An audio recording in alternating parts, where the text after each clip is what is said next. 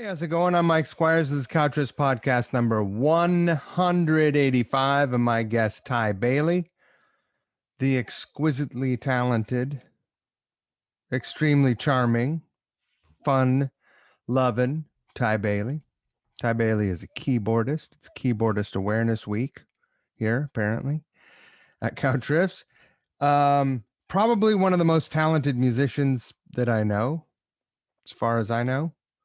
And we've already covered that he's a fun guy to hang with. You're about to find out. This is Mr. Big. He knows. He loves Ty. He doesn't even know he loves Ty. Look at him. Trying to look aloof. Ty, for some time, played with Katy and played on some of the biggest stages in the world. And now he is living in Nashville and has formed a B3 trio because he is a maniac and he's loves to be punished. You want to, you love punishment? Play B3. I don't know. But Ty grew up on a farm, working hard. He's not afraid to move equipment around, right? Look at those guns. My boy's, he can carry some stuff. I hope you enjoy this conversation. Okay? I did. I loved it. If you are enjoying this conversation or any of the other conversations that we have here, or the cover song videos, Ty's been in a number of them and is in a very, very cool upcoming video. Please do support us at Patreon, patreon.com/couchriffs. I know probably it looks like we're raking in the bucks, but I haven't put $1 in my pocket yet. I pay people because I'm paying people. That's how you keep people around. That's how you keep people wanting to be involved. And so your patronage, it sure helps because that's not coming out of my pocket. I don't make a lot of money. So thank you. I really appreciate your support. You're fucking great. And I love that you helped me make this happen. So thanks. Mr. Big says thank you also. He loves that he gets to eat. Yeah, that's right, buddy. Also, thank you to Variety Coffee Roasters. You see this? Check that out. Look at that.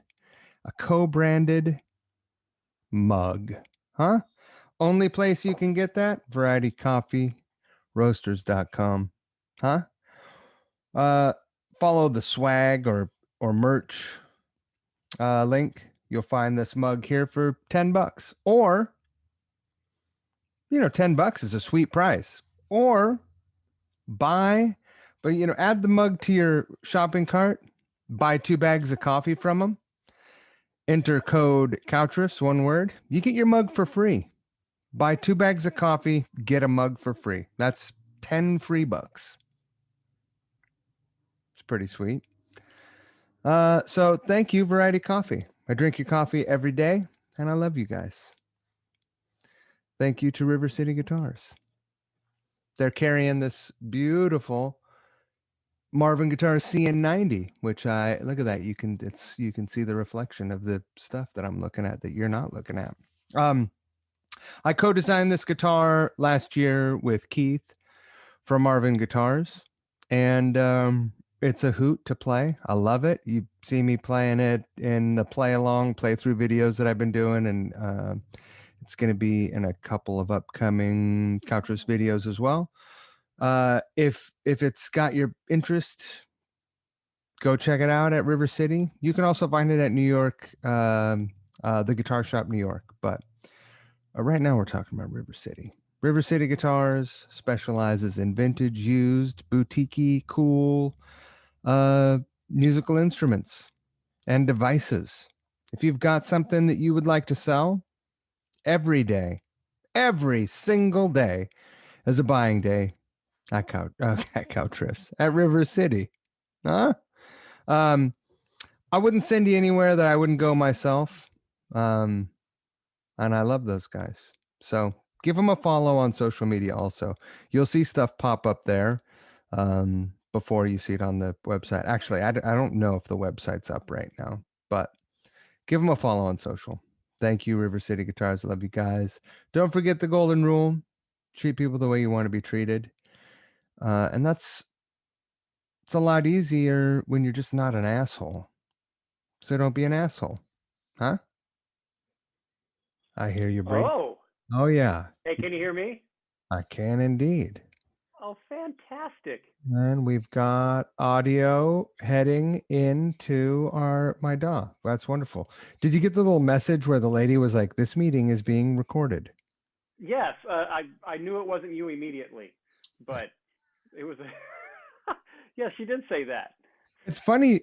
I don't know how long it took them to figure that out. Probably a couple lawsuits, but it didn't used to do that. Right. This is. I haven't done one of these meetings in probably 5 months. I haven't used Zoom. Is that right? Yeah, I've been living off the professional grid, so to say. Uh, Whatever, dude. Whatever, dude. Not a Well, bad way to go. Not a bad route. no. Trying to maintain it. That's How you tough. doing? I'm fantastic. How about you? You're fresh from a session. Yes, I had my very first Nashville recording session today. Yeah, That's pretty fancy. it's totally fancy. I'm thrilled. Yeah, it was super fun. You even played the keyboards? I did. They let me actually play the keyboards on it. Yeah, I played strictly B3 on it. It was great. Did a couple songs with this great singer named Megan Lindsay and producer guitar player Tyler Kane and the drummer Daru Jones who played with Jack White. Yeah, yeah. So it was cool. Did he have his Super drum fun. set up funky like he does? Yeah, he did, dude. He was full on. It was fantastic. What a Yeah, maniac. playing. Yeah, pretty. They're all pretty much facing straight out. That's insane. Yeah. There's a And lot of that's swagger. oh, it's intense swagger, and quite frankly, looked really cool. And it, Yeah, no shit. man, you could. Yeah. I mean, when we do that with keyboards, you've seen the guys with the keyboards tilted out. Yeah. Um, yeah, we've seen it, and not.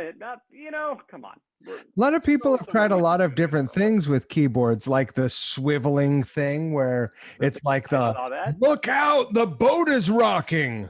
Yeah, it's like on one of those old McDonald's kind of like little rides that you kind of Yeah, swivel about on. like a pony, Yeah, a yeah, spring pony. um, yeah. So that's dumb. I'm glad we all stopped that at some point. The Keytar So has the Keytar has sort of like lived I think on. the Keytar, I think Keytar at this point is I don't know. It's like on a mystical level. It's like nobody's bummed to see it.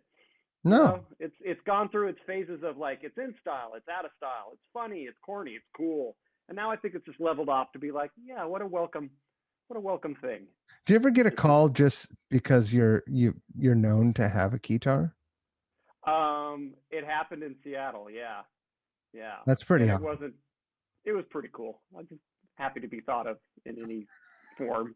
Like, yeah, I don't know if I ever fully transformed into the Keytar guy, but I was willing to do that. You have one.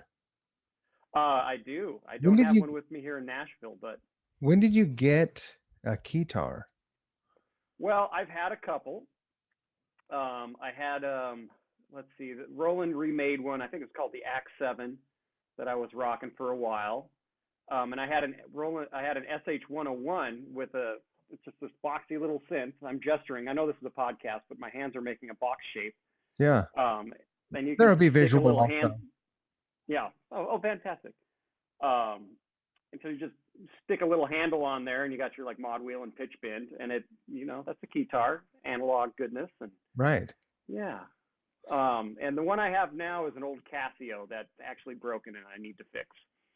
But yeah, that's where we're at. Let me ask you some questions. That's what we're Oh here yes, for, right? I mean, we're going to have a I love it. conversation, but I want to ask you some questions because this is Is it something. just about Keytar? Well, I mean, there'll be a heavy focus on Keytar, because it rhymes with guitar. That's kind of what I thought. Now, I know that you're from Tri Cities, Yep. as are many of the guests that have been on this show. How is that possible? I don't know. It's crazy talk, right? You A need to lot of make well, okay. Isn't the Foo Fighters bass player? Nate, from Richland. he's from Richland. And Uh-huh. all the guys from Loudermilk. all the guys from Loudermilk, Dick Rossetti, Yeah. Uh-huh. um, is Jade from the Tri-Cities? Oh, I I don't swear, know. Jade is from the Tri-Cities. Are you seriously? I Do you didn't know know that. Jade? I don't know Jade, but I know who she is. He. Jade Then I is don't know Jade. I'm thinking of a from different Jade. Jade is from the Tri-Cities. The Ockeries are from the Tri-Cities. I didn't know Um, Carrie. I didn't know Carrie and that he Eric, was. they're from the Tri-Cities. They're from I had no Richland. idea. No kidding. Richland Bombers. So the thing with Richland is it's the highest uh, per capita rate of double PhDs in the country at one point because of the nuclear reservation there. Right. Did you called So it a nuclear reservation? nuclear. I said nuclear, but like Nu- it's still in there. It's in my mind, nuclear. But But the word nuclear makes an appearance in my solo album. It's wonderful. is that right? Yeah, I love Oh, it. fantastic, fantastic.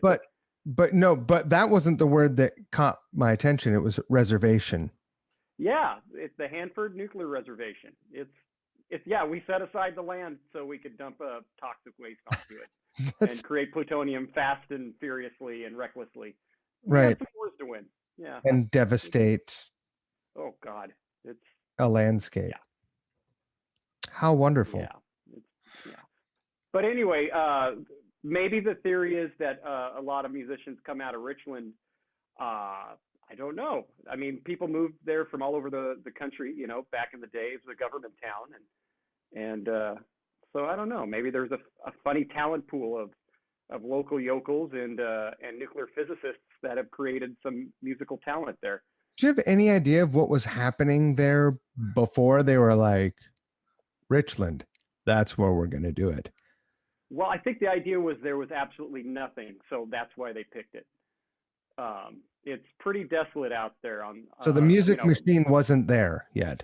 The music machine was not there, unfortunately. Oh yeah, the music machine. Oh yeah. Um, But huh. Yeah, what a weird place. The whole yeah, thing. I mean, yeah. before that, the most famous thing about the area was Daffy Duck saying Walla Walla, Washington, right? Walla Walla, Washington. Yeah, that was about it. But my family was out there way before that. They were farmers way before it was even irrigated back in the Columbia Basin program that they did there, building all the dams and watering the desert there. So we stake claim to having been out there when it was literally nothing, as What opposed kind to of what it is farming? now, which is Uh, well, my family's mostly alfalfa, hay, a little bit of corn and potatoes and cattle and stuff like that. how many generations? But back in the day, it goes back to just my grandparents because it wasn't really farmable until after World War II, and that's when people started moving out there and kind of starting it. But like I have family members that have like founded little towns out there and stuff like that. That's crazy. So yeah, it's Yeah, pretty there's crazy. weird towns out there where it's like population 27, right? Yeah, the farm by where the city I'm closest to was Mesa, Washington, MESA, and yeah, it's Mesa, not Mesa, and I think it's down to population 300 right now, Wow. but it's delightful. It's a lovely place. Right. Yeah. How how does the child how does a third generation farmer end up hmm tickling the keys? Uh, well, um, yeah. Well, my grandma had a piano. And both my grandmothers had pianos, and they played lovely. And yeah, my first memory was just sitting down on my grandma's piano, and somehow I knew what a C major triad was, and I'd just sit and just like play it for hours and zone out, and just that's kind of started it. Some of my earliest Some memories. things Yeah. never change. Some things never change. I know a couple more chords now, but it's still just kind of hit it in zone. Yeah. uh Yeah. were so how long did you just hang out on that C? Like, surely they were like, well, he's expressing some interest. Yeah, I talked my folks into getting a piano when I think I was about 8, and we bought one from some dryland wheat farmers down the dirt road from us, and so yeah, bought a little upright piano. I remember we loaded it in the back of the truck, and like I rode back home playing it in the back of the truck. That kind of, like out of a corny movie or something. And I started getting lessons from a great teacher named Nan Spalding, who was down the road a little ways. And when I was 16, I got real lucky. A jazz pianist, originally from New York, but had been living in Los Angeles, a guy named Steve Haberman. Him and his girlfriend said, "We got to get out of Los Angeles for whatever reasons." I never asked, and they just kind of pointed to a map, and they ended up outside of my farm there. I think Dayton, Washington originally, but eventually kind of moved into the Tri-Cities area there. And he was the first guy I ever met that lived in New York City. First Jewish guy I ever met. First showbiz guy. He was incredible, and he took me under his wing and taught me how to play. My dog Yeah. entered the scene. Oh boy. Yeah. Oh. Did you learn? You strike me as someone who learned quickly. Yeah, I guess so. I don't know. Well, Pick up like I mean, advanced concepts quickly, or did you labor over I them? think. Oh no, it took me forever to learn some things, and like, it's one thing to like learn. Oh, I can play these Bill Evansy chords and like play, a jazz solo. It's a little different than rock and roll or playing a Jethro Tull song or something. Right. Like just like stylistically, it took a long time to kind of understand. Oh, I need to play in time with the drummer. Oh, and the bass player's down there doing low notes. Oh, and why is the guitar so loud? So like there was a lot to learn just by mistake. A great man once said, "Some things never change." Yeah, so the journey continues. But I mean, like, I was never good in school or anything. Like I dropped out of high school and You wasn't did. particularly smart in anything. Oh yeah, I didn't make it. Good for you. Thanks, buddy. Yeah, I guess I'm starting to wear it as a badge of honor. I feel like Yeah. it's one of the most worthless things that I ever did. Why did we have to? Did you you did the whole thing? I did the whole fucking thing. I barely made it, but yeah. Yeah. Yeah. So when you left high school, what did you do? Did you work on the farm? Well, I was just. Did you split town? Yeah, I was just planning on farming. Yeah, I was just planning on farming. And I was working on the farm and making money and like that's a lifestyle. Sure. It's great for a lot of people. But I mean, like a lot of people of my generation, that pesky internet shows you the world, and you start to wonder like, oh, maybe there's more out there. Maybe I can go live in a city. Maybe I can play piano for a living. Maybe I can see the world and meet fabulous, interesting people, and so yeah.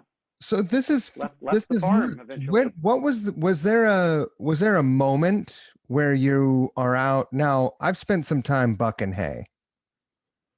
And I imagine Yeah. you've bucked some hay. Yeah, hay's been bucked. Yeah. Oh Yeah. yeah. All over the countryside. I was gonna ask you this because I feel like it's only been in the last few years that I've noticed that you've got guns.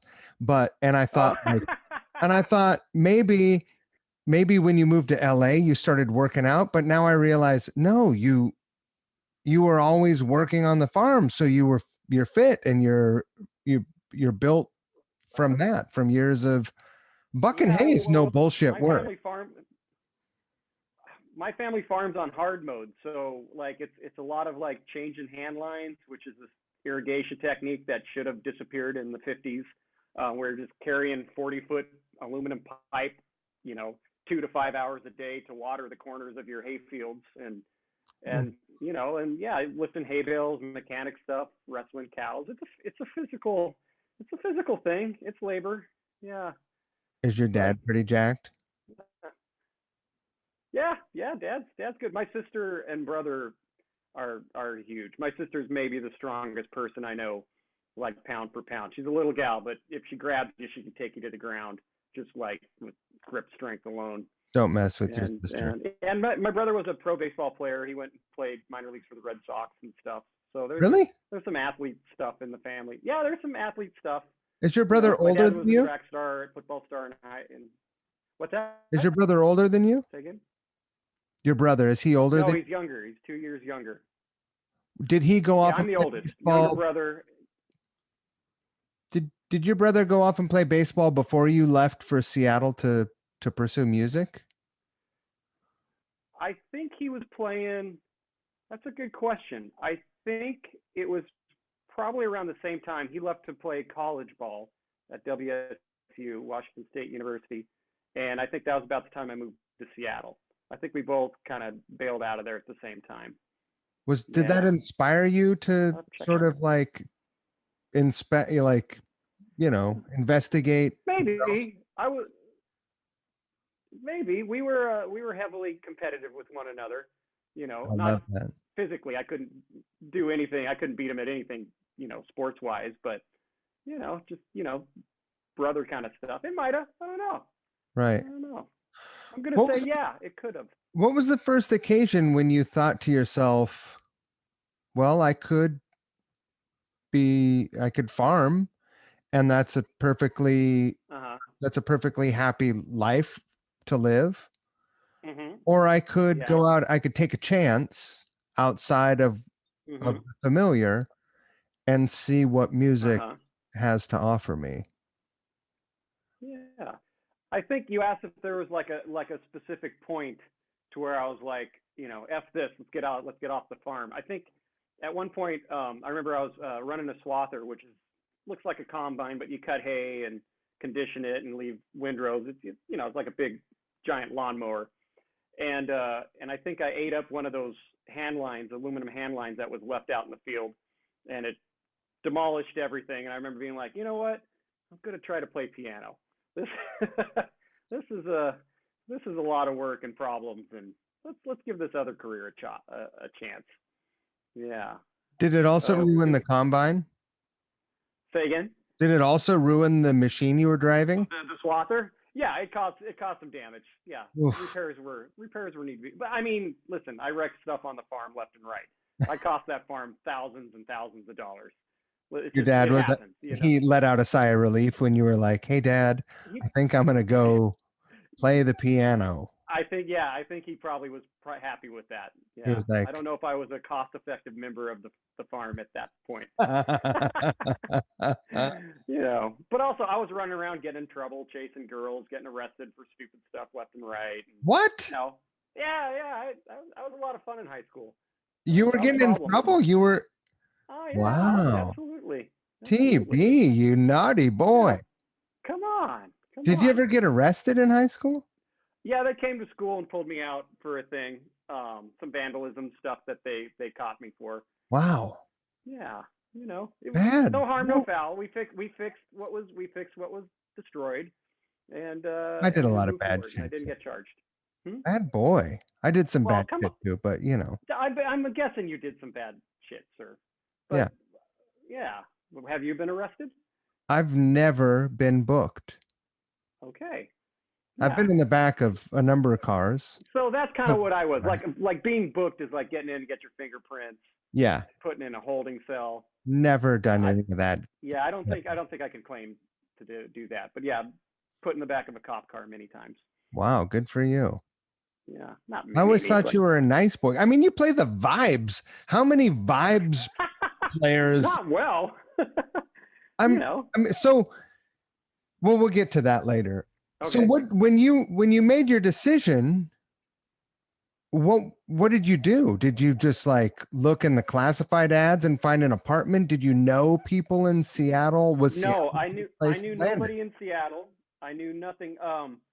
There was one college that would accept me in Seattle, um, and that was Cornish College of the Arts. Um, and I was like, okay, well, college is a great way to just move to a city and just meet somebody, anybody, just meet people and get some kind of community thing. And there's a couple jazz pianists there that I wanted to study with. So I was kind of pretty serious about going to this arts college.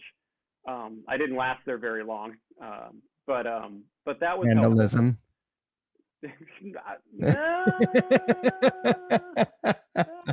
No, No. I didn't wreck anything. I never got caught. Right. That, you know, we had a saying out where I grew up, and it's only illegal if you get caught. Absolutely. I live by that. So I forget that you went to Cornish. I did know that. Yeah. For So a hot that's how you second. landed. I was really only there maybe, geez, was it half a year? I'm not even sure. I might have finished out the year, but I stopped going to classes pretty early on. Right. Yeah. Boring. Yeah. But I mean, it's a good school. yeah. Did you learn anything there? I did. I learned from a couple of the teachers that I kind of got connected there with.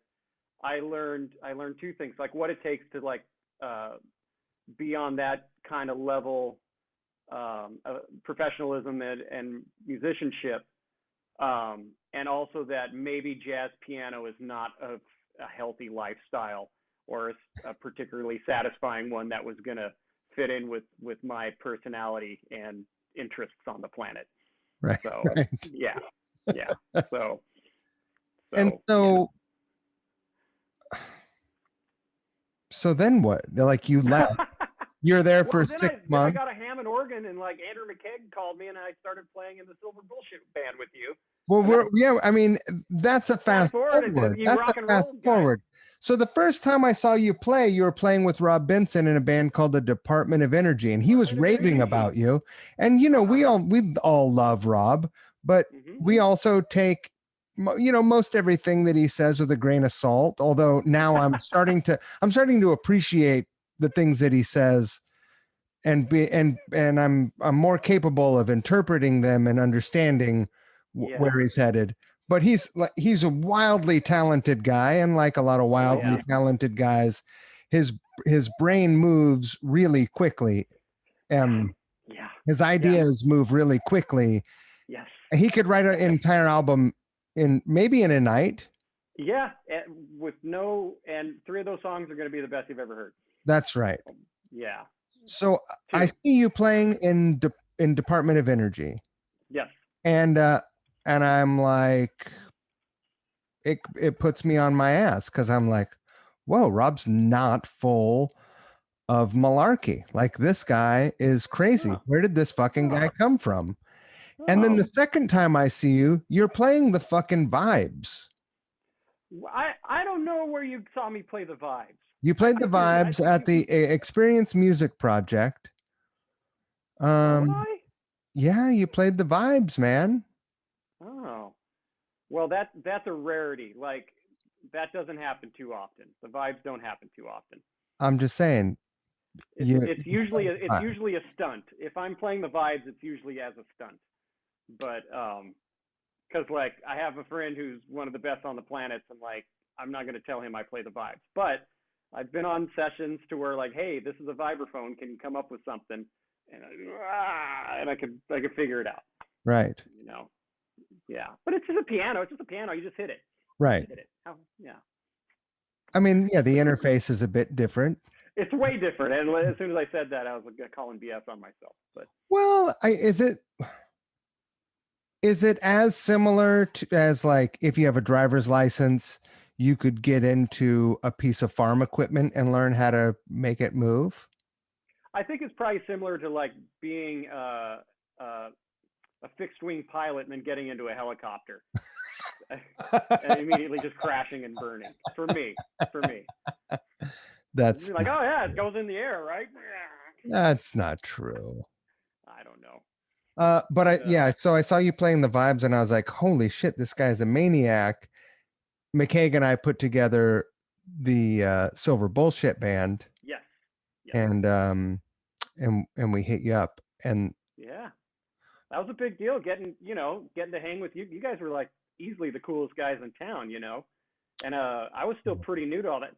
Come on, own up. You and McKegg playing in a band with you, and was it Bill Herzog and who was on it?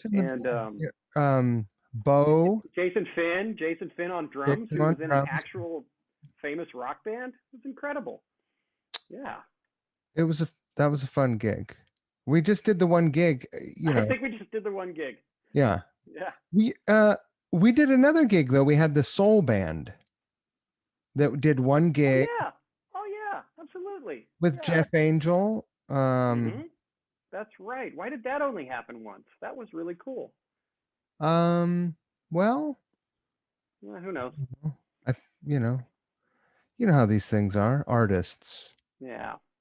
And those were heady days. Bands were being started and quit left and right. It was that the 2000 late 2000s and something like that, maybe mid Yeah, 2000s in Seattle. mid 2000s. So, Hmm. all right. You so basically you owe your career to the Silver Bullshit Band. Absolutely. Yeah. And retroactively Bob Seger. I'm going to Right. trace it all back to Mr. Detroit himself. Night Moves. Oh, Dude. so good.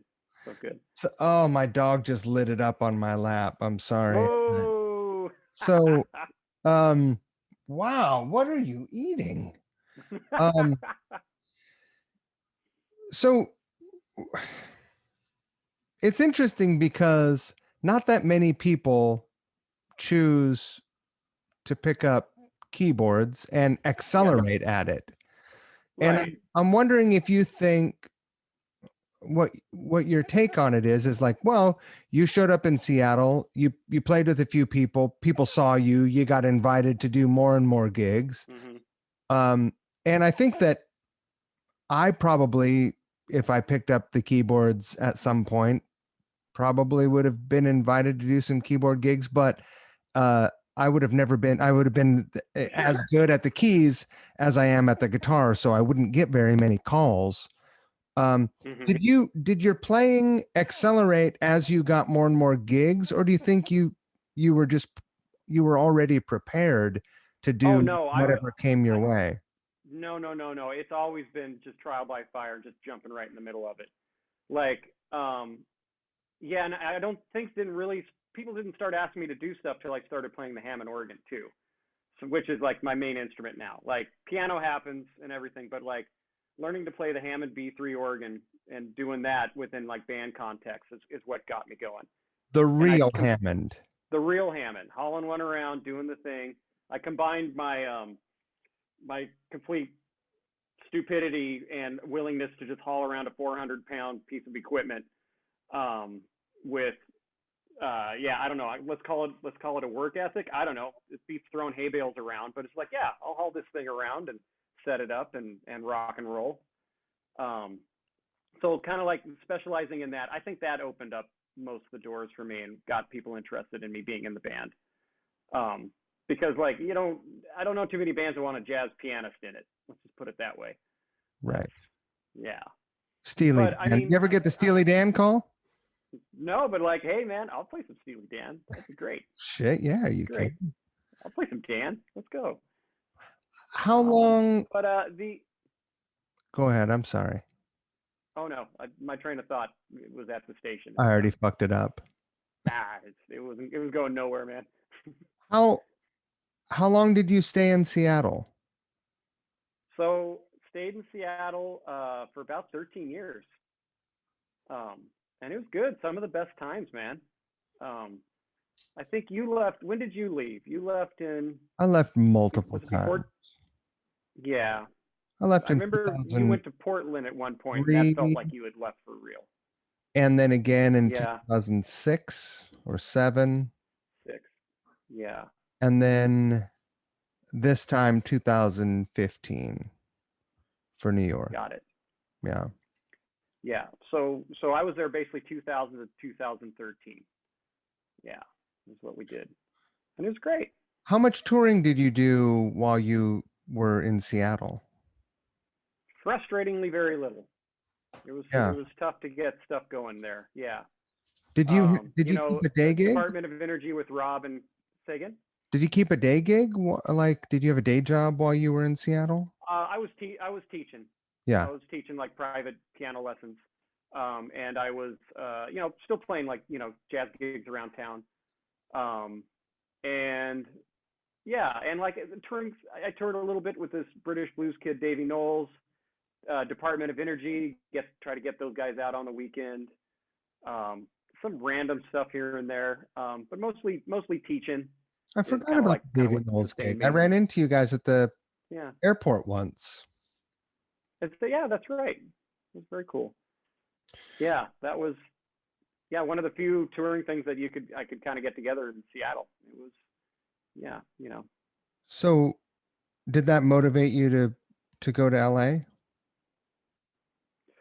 What motivated me to go to LA? You're talking about like defining points. I remember when I got like my wisdom teeth. I had a wisdom teeth issue, and I was like, I don't have health insurance, and I'm like, well, that kind of sucks. Shouldn't I kind of be an adult and have that? And I looked around, and at that time, I was playing with Paul Allen, who's he started Microsoft. We all know Paul Allen. He had Yeah. a band. I played in that on and off for 5 years.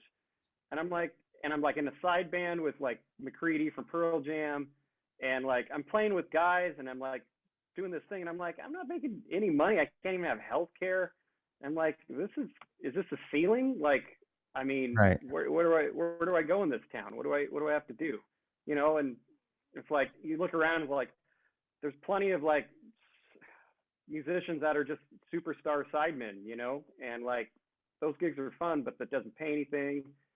And I don't know, it's just like I didn't. My career was just kind of like it was fine. I was happy, great friends, playing great music, but yeah, and LA was interesting. I wanted to check it out. Yeah. Did you know many See what it people in needed to LA? be. I knew nobody in LA, pretty much. Yeah. So once again, it was a pretty cold move. you just picked up and went there. You didn't go to college. So No, I just went there. it's not like you go to an open mic with your Hammond. What do you Yeah. do? Well, I did. I went to a jam session at the Baked Potato, which I'm like, where are the jam sessions in town? And where I moved, this was the closest one in the Valley. The Baked Potato is a fantastic, one of the oldest jazz clubs in LA. It's where jazz fusion still lives. Famous, and like yeah. rock and rolls too.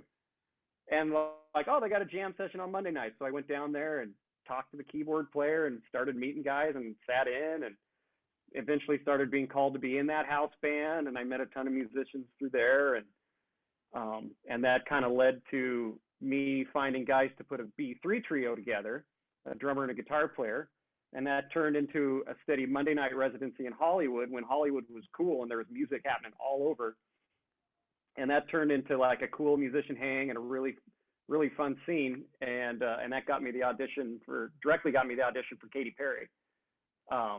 Because her old keyboard player would come out and watch. I got to be buddies with him, and he brought her MD out to watch me play. And when he wanted to leave the band, they put my name in the hat for an audition. So, Do you yeah, think that it was it's pretty crazy straightforward. doing it? LA was way straightforward. Right. Huh?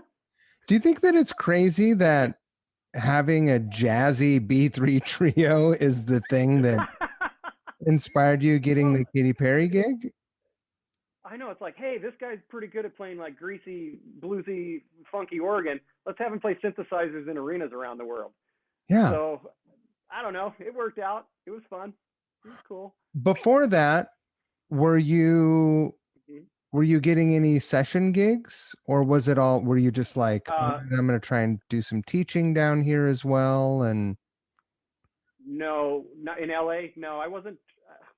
I wasn't trying to do any teaching. I was pretty much all in. I was like, hey, saved up a little bit of money. Let's just go in horrible credit card debt, and focus all the energy into getting something going with, just performance and stuff. Right. So like, yeah, I never really had any steady, sessions would come up, but I was never tapped into anything of note, with that. I think getting into the session scene in LA is one of the more difficult things on the planet to do. It's much easier to get involved with, a touring situation or performance. Right. Performance. Mm-hmm. Yeah. Your first gig with Katy was the fucking Super Bowl. Am I right? No. That was the old keyboard player's last gig. That was his mic drop. Yeah, good old Max Hart, love him, one of my best buddies. That's like, yeah, this is good. I'm done with this gig, and that was his peace out. So I flew out to Spain about a week or two after that, met the band at Soundcheck, and jumped on tour there. Just went right into it, on a Prismatic World Tour. And so this is the biggest stage you've performed on at this point, I would assume. Yeah, yeah, easily, yeah. And you're on in-ears probably. I could probably assume that. In-ears, which I'd never really dealt with too much before. It took me 50 shows to get used to in-ears. So yeah. walk me through just sort of like getting integrated into a major touring production after doing like a residence. So yeah, this was, I mean, it took years off my life. So I basically had like 2 weeks to get the show memorized. I had a GoPro video of the show from behind the player's back. But I came out and played on a rig I was unfamiliar with, never touched before.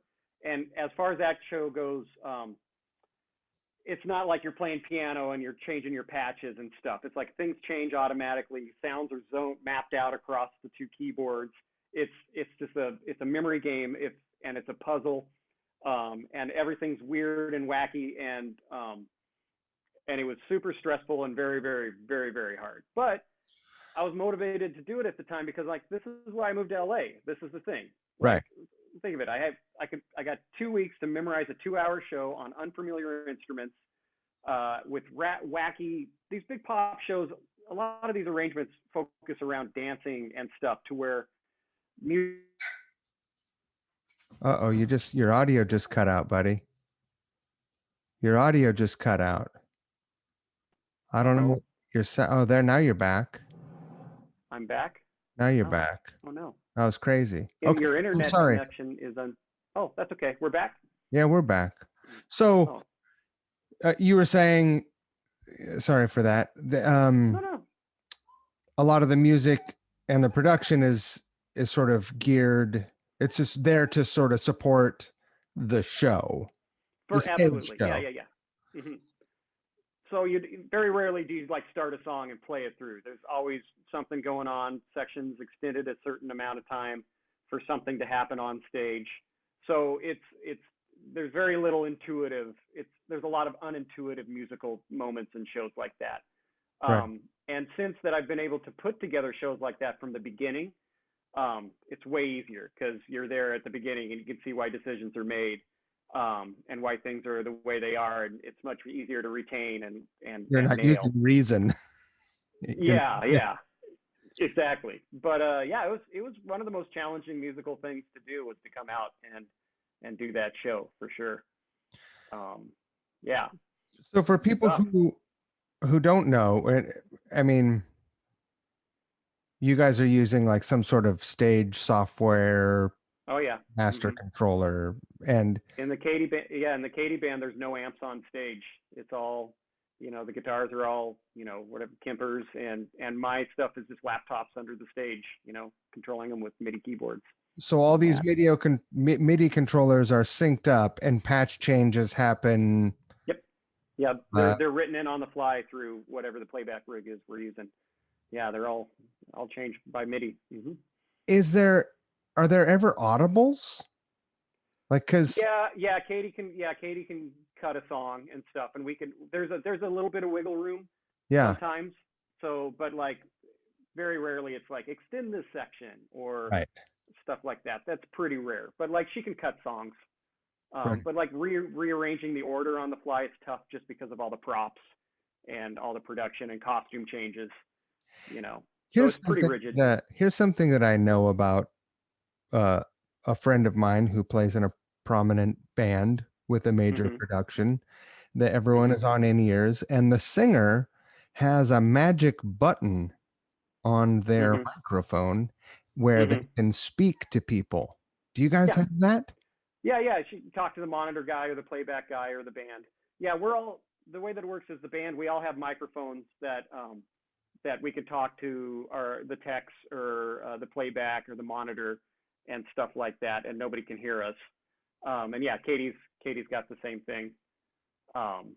Because if you're yelling for a change in your monitor, you don't want that to go over the you know the Sure. mains in a stadium. That's unprofessional. Yeah, when you're cussing out the monitor guy because he didn't show up for sound check. Right. Yeah. Is it? I mean, it takes a lot of focus to pull off a big production like this, but Mm-hmm. after, I mean, it must feel like a family, for better or worse. For better, definitely for better or for worse. All the extremes of that, yes. Right. Mm-hmm. Uh, is there ever like funny shit talking going on over it? You don't have to answer if you don't want to. Oh no, all the time. Oh There is goodness, yes. over the Oh yeah. closed, we call it closed The caption. closed, yeah, the closed Yeah. circuit audio. Oh, absolutely. And like, there's been different iterations of the band, and some have been more talkative than others. And some iterations of the band, it's constant chatter, which it's not a good habit to get into because at some point we have to perform and like, it's a little distracting.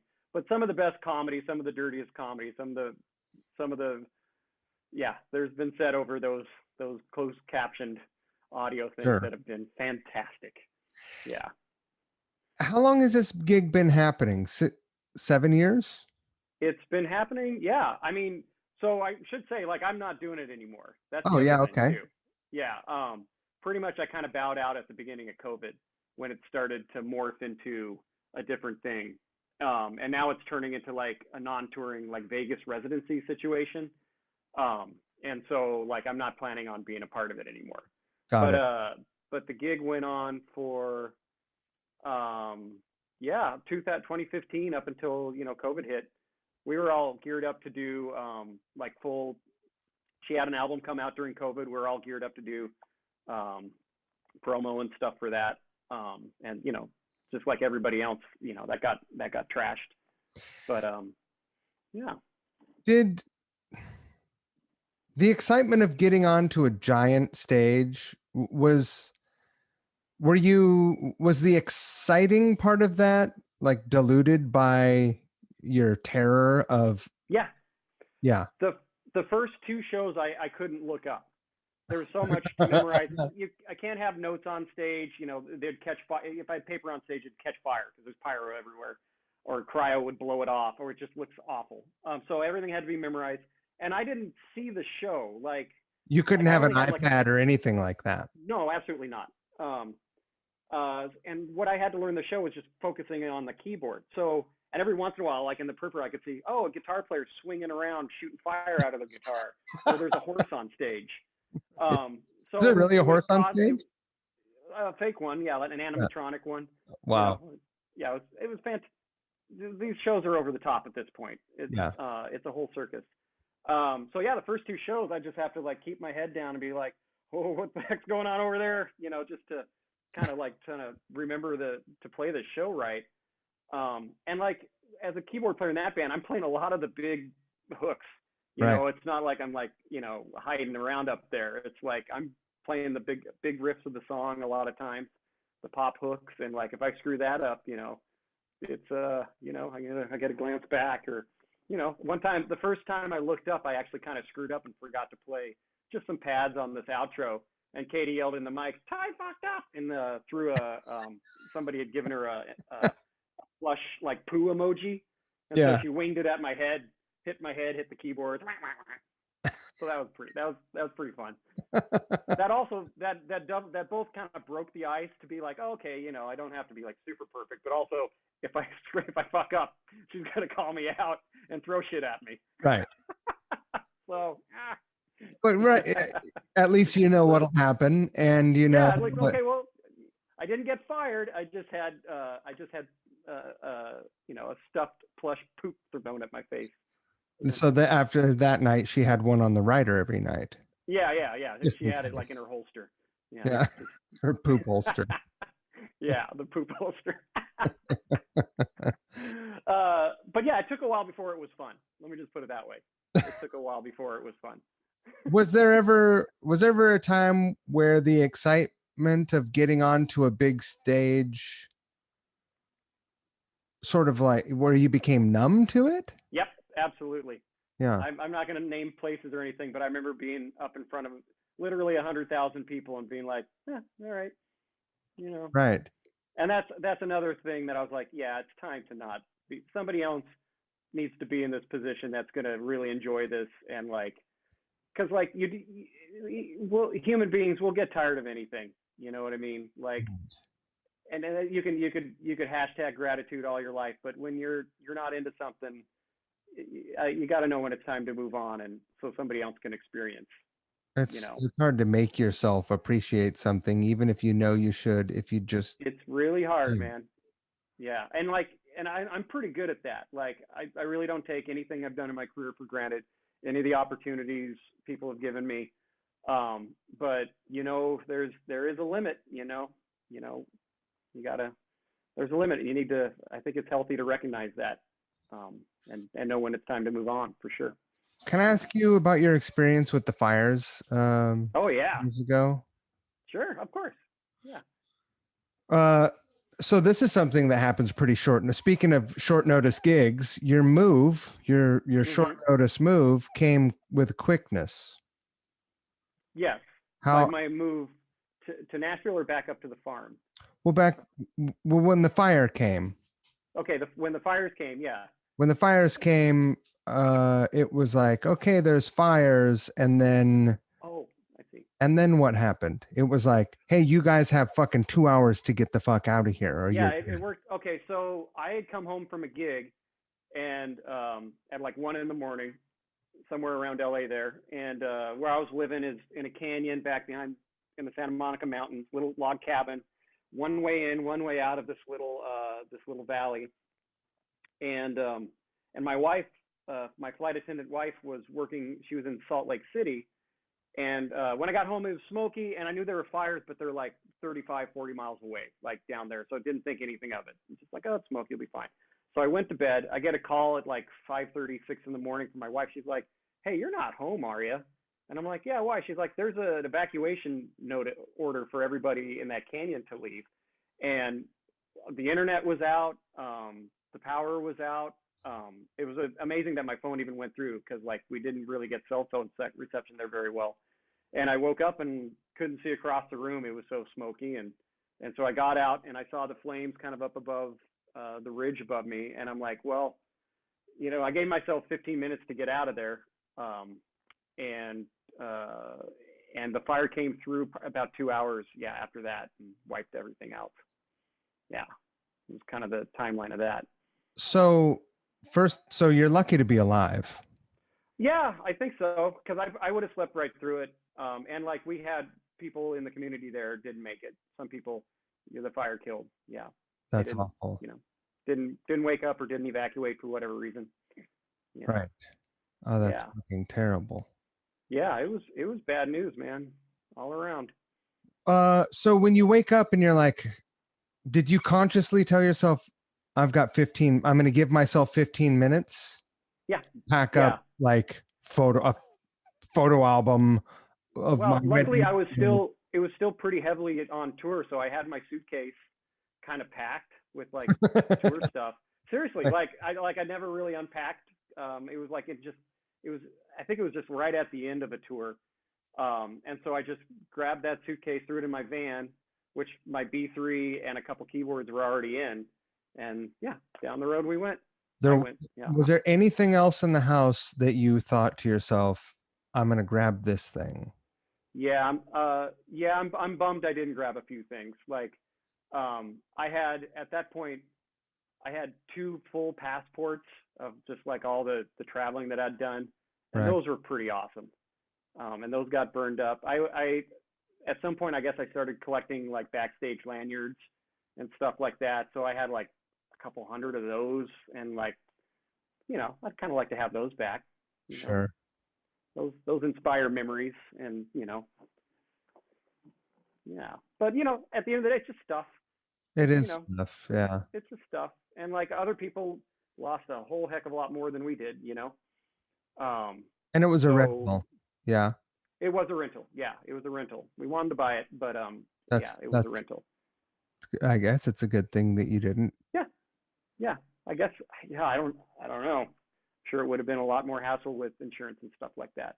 And we Right. had renter's insurance, which helped out a bit. But yeah, we basically lost everything we owned, and you know, we're out a pretty penny to replace everything and get back on our feet. But you know, You drive at Los 5 in the Angeles morning. gives and Los Angeles takes. It's like, yeah, it does. So five in the morning, and you're driving out of the valley there. Mm-hmm. What do you do?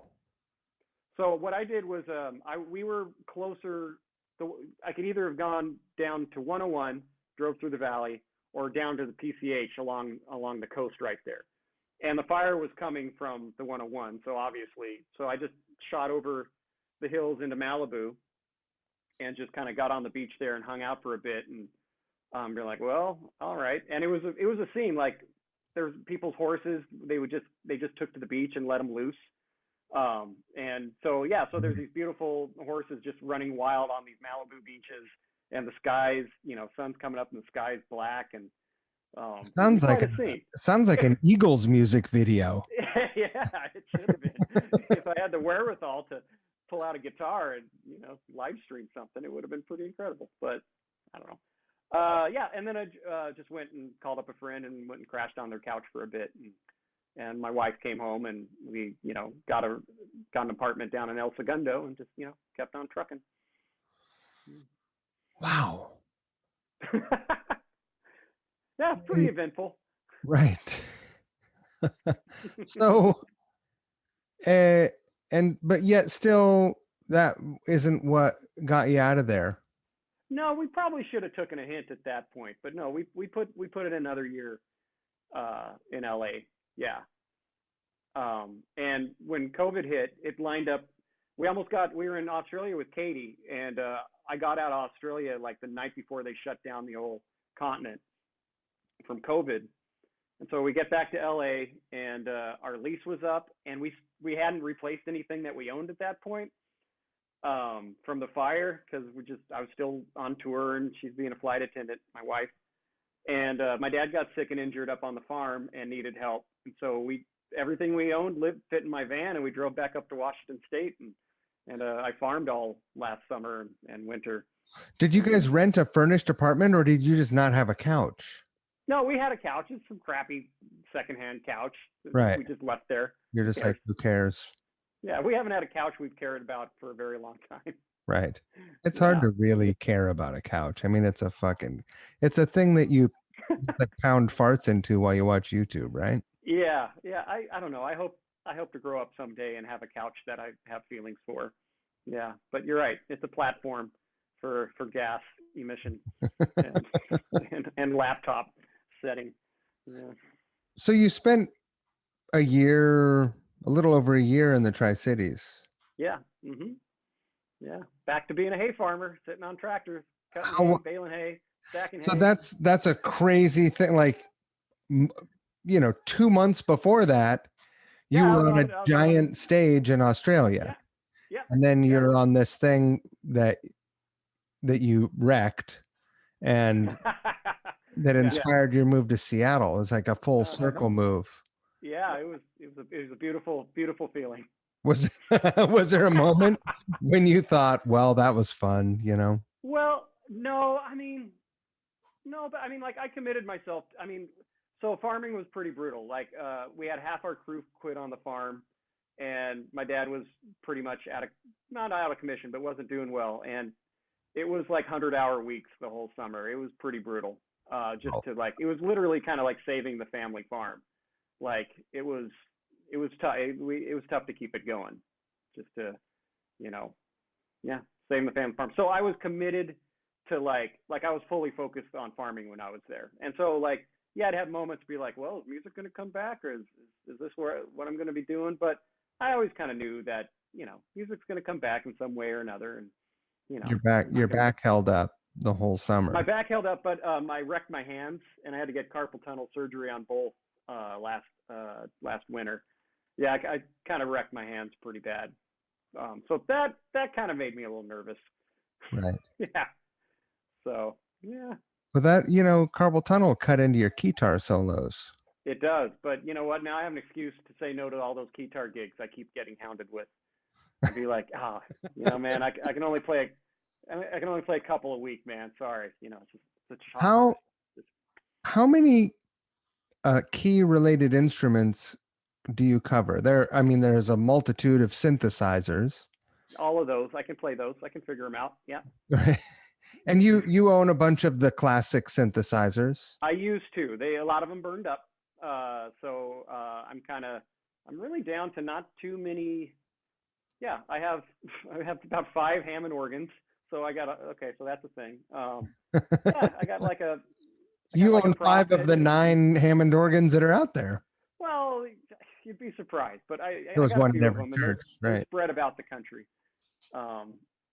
But yeah, I mean, with the Katy thing, I kind of doubled down on because I don't get any cool keyboards on that. It's all laptops and plugins and that kind of world. It's in that world. Yeah. So for the last 3 years, I've kind of focused on that. I had to learn how that worked and figure out sound design and get good at that. So really, my synth collections, it's functional, but like I don't have like a cool CX80 in the corner or What is any that thing boutique behind stuff. you? Oh, this is a Nord C2D. It's a Swedish company. You see these around? They're around. You can buy them new. What was it that you played in the Hocus Pocus video? I played this in the Hocus Pocus video. Oh, you did? I think I did. Yeah, I played this in the Hocus Pocus video. Yeah. Okay. And the other ones I've done for you has been my other Hammond organ proper. Oh, got it. Yeah, but okay. where I'm here at Nashville right now, I can't crank a Hammond organ up to rock and roll levels properly. Yeah, it's tough. Not yet. Yeah. Yeah, it's tough. It is tough. It's hard on the inside. But you also play accordion, right? Because I say I play accordion, but I will never tell a real accordion player that. Right. But I mean, my first accordion gig was, I don't know if you were on it. It was with Duff at Hootenanny for Haiti at the Showbox. I fucking never got invited to play a single one of those goddamn hootenannies, and I'm still bitter about it. Who's in charge of that? I don't know. Here's the thing. Are we calling anybody out? Ty, I'll call everyone out. I don't give a fuck. It's my show.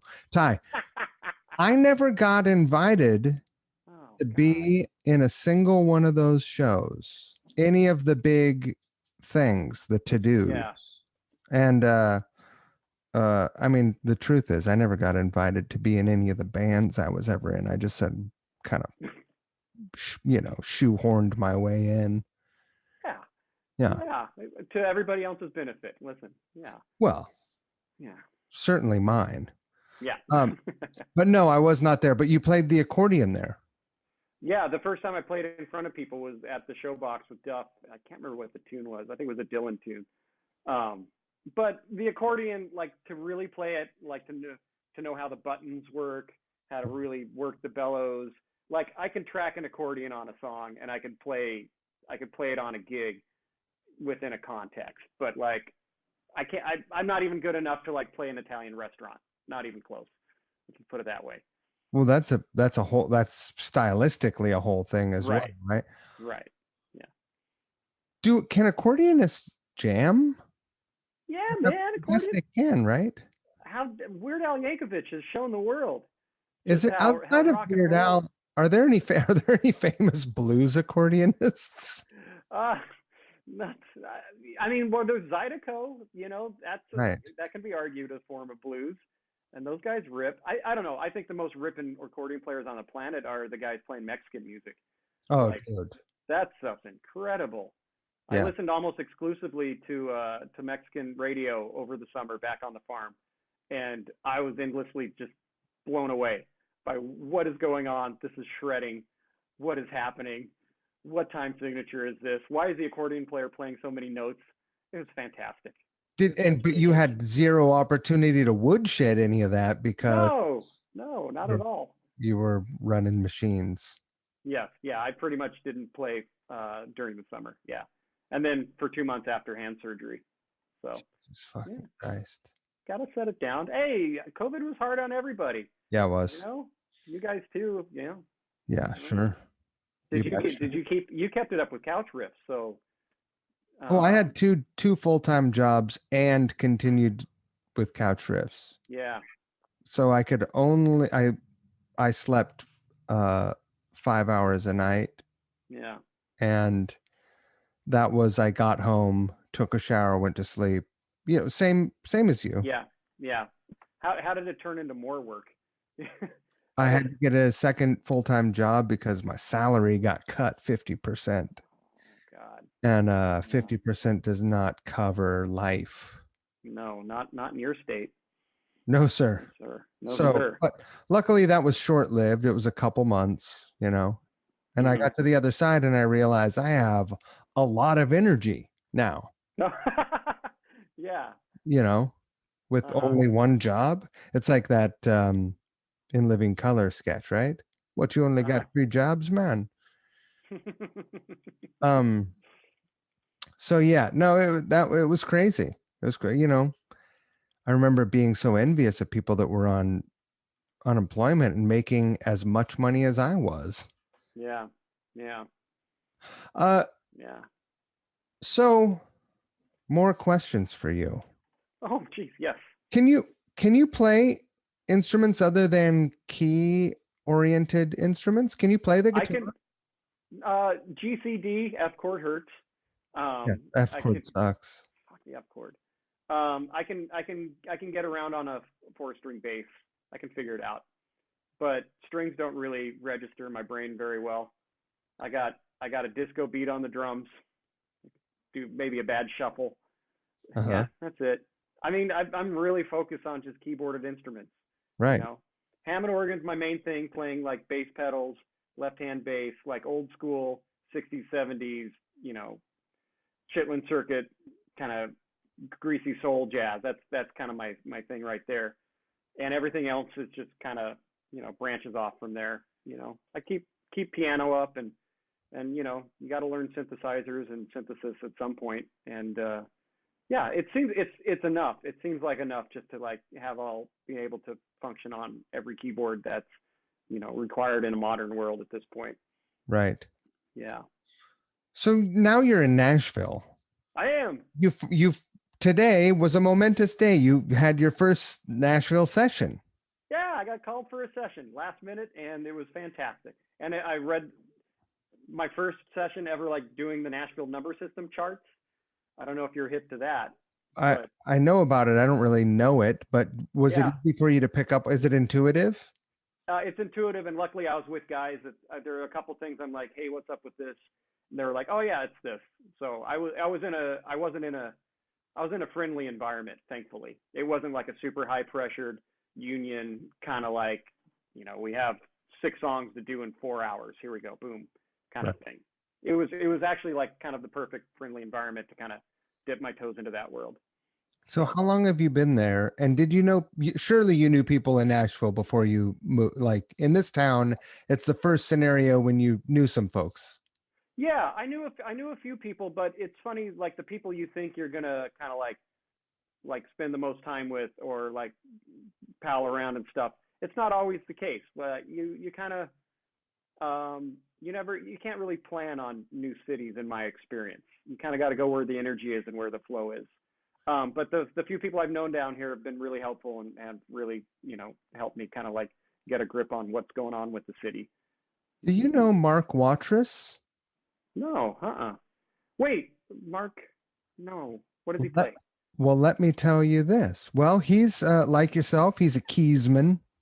Uh-huh. He also plays guitar quite Uh-huh. well, and I think he might play violin, Sure. but more importantly, and he can sing really well. More Well, I hate importantly, him. also a Tri-Cities kid. What really? Yeah, can you fucking believe it? He's a What's Tri-Cities going guy. He was in on? Loudermilk. Oh, I know his brother Joel.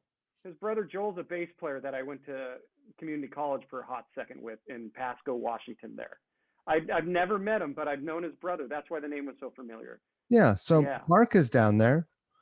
Well, Uh, I should track that man down. Perhaps I'll connect you guys. That'd be delightful.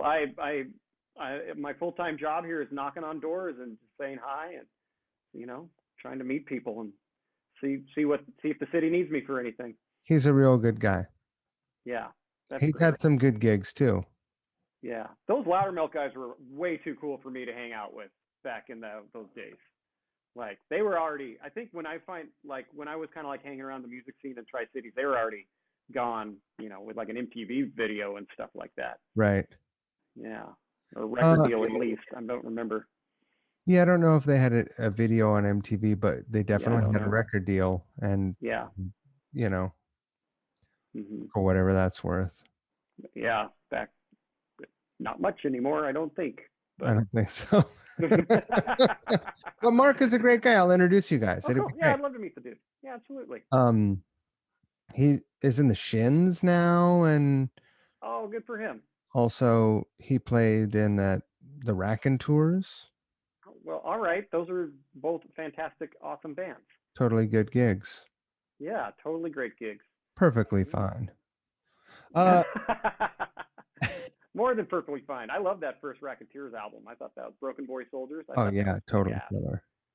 Yeah. Is it? I mean, here's a weird question for you. Is there a call for greasy, for like what you excel at and where your passion is? There a call for greasy B3 organ in country focused Nashville? We're gonna find out. Yeah. I mean, but like, listen, I mean, that's the thing that I do on my own time, and like, Right. But like, I like fitting into whatever genre and situation. Like, I like being I like putting on different hats. Like, Right. oh, it's a pop country gig. I know how to do that. Right. Oh, this is like a Western swing gig, or this is like a soul gig. They're all different hats that like over the years I've learned how to wear. So I'm not just like rolling into a scene and being like, here's my organ, rah! You know what I mean? Like, what's up, y'all? gig. I'm playing appropriately. Huh? What's up, y'all? Check out this B3. Wow! Right. Hey, I like that song about feelings. How about this? No, I'm a professional working musician, so I know when it's appropriate. Is Nashville's opened up, right? I mean, it's it's open. Oh, yeah. Have you been to jam sessions? Yeah, absolutely. What is the vibe with players? I mean, tons of people have moved there. Yep. I would never move there to be a musician because I'd be like, it'd be the fastest way for me to get a job at Starbucks.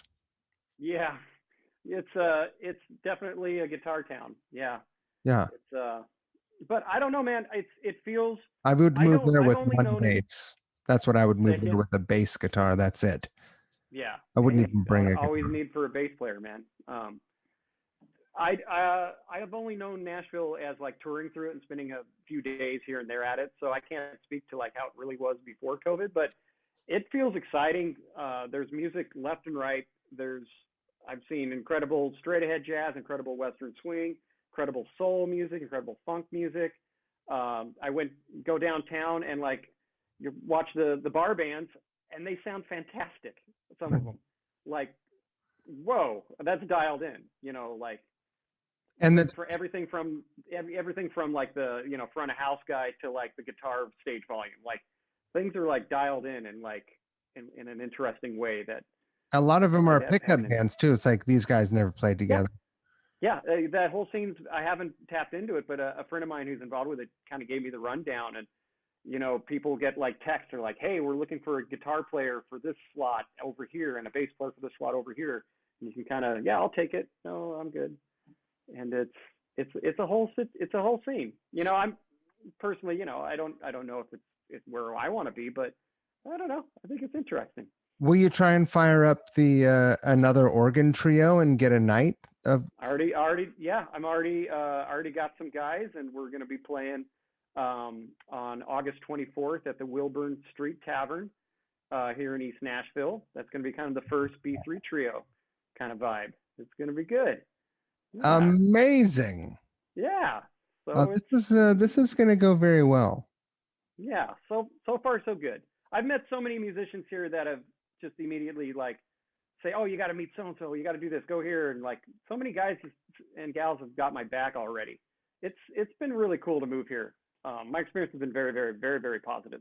as far as musicians being warmly welcoming me into, whatever situation. Right. Yeah.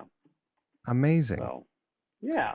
I So far, mean, so good. you could move anywhere and I think excel. Yeah, but well, that's nice of you to say. Thank you. But I don't know. We'll see. We'll see how it goes. I like living here, so that's the main thing. I like the quality of life. I like the laid backness of the city.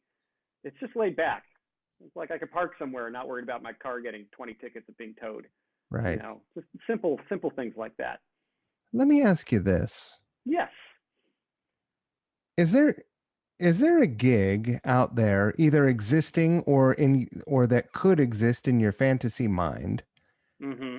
that you think would fulfill your creative needs long Yeah. term? Mm-hmm. And because we as musicians well know, often the thing that really feeds you and your need to create is not the thing that actually sustains your livelihood, No. right? No. uh Yeah. those roads don't often intersect. Mm-hmm. Is there a gig out there that you think is the one, like is I don't. If there is, I don't know what it is, and I wouldn't.